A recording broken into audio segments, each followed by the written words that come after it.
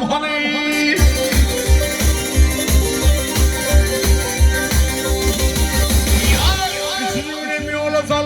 Yine bir canım hani sizden can sor yazı beni aydın Muhammed köpem hani.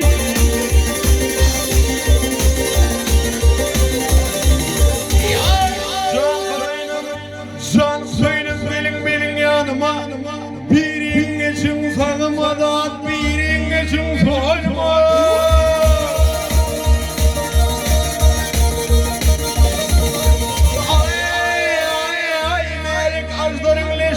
Hak verip durmaydın elim hayran kalsın bugün şiir Huda'nın cini dinlemeyenler aydınlar ey benim Muhammed Vahalam hani. Ey bağlam hani.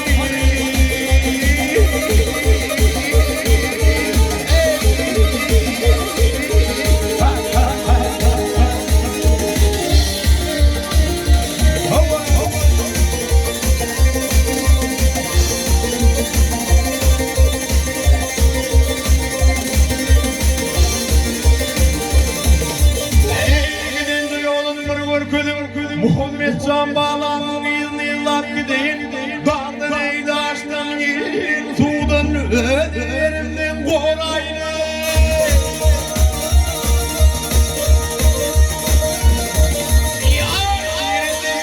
Sen koyman kırayın göz açıp yapınca düldül karar bağlayın. Dinlemeyenler aydınlar ey benim Muhammed bağlam hani.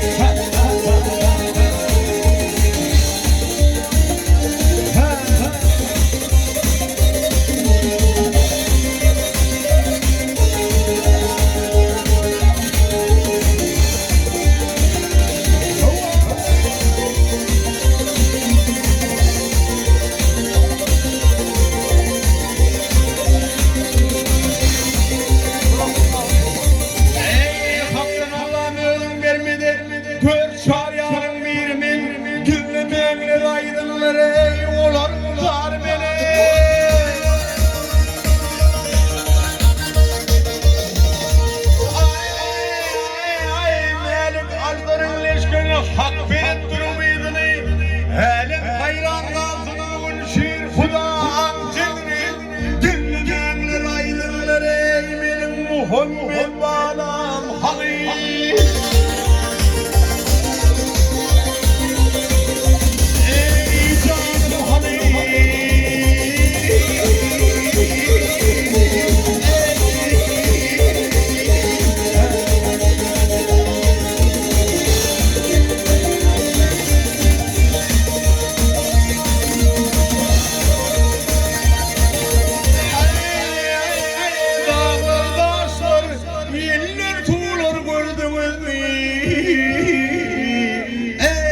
Muhammed can bağlam hani.